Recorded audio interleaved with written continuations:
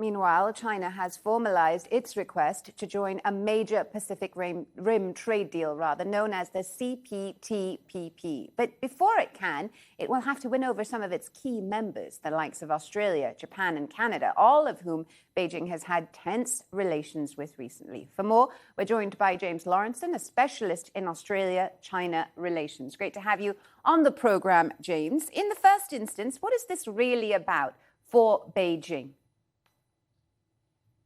Yeah, I think even Australians are trying to work that out. I mean, I think they're viewing Beijing's application with some skepticism. It was announced one day after Australia, the US, and the UK announced the new AUKUS strategic alignment. So I think some people are thinking that this is just a reminder to countries like Australia that we can't ignore Beijing. And there's also some cynicism about whether China is a good faith actor, given that for the last 18 months, it's been unfurling a barrage of trade destruction against Australia.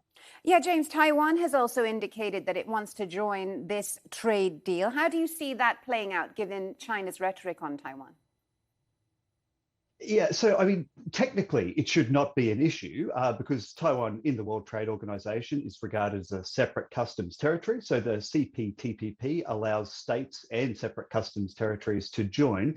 So there's no technical problem there, but of course the politics comes into this. Australia, for its purposes, has made clear that it intends to engage Taiwan more proactively. So I think Australia will look upon Taiwan's application with considerable favoritism. Yeah, you know, when this trade deal was first conceptualized, James, it was sort of an American liberal construct to put up opposition against China, actually. So why would members let China in now? Well, it's the usual story when it comes to China. The scale of China's economy is massive. Economic modeling suggests that the benefits to the group would quadruple with China's entry.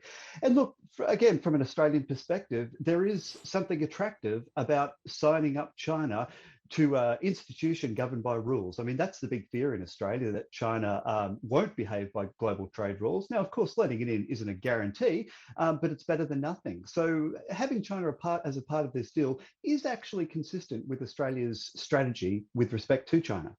James Laurenceson, a specialist in Australia-China relations at the University of Technology, Sydney. Thank you for joining us.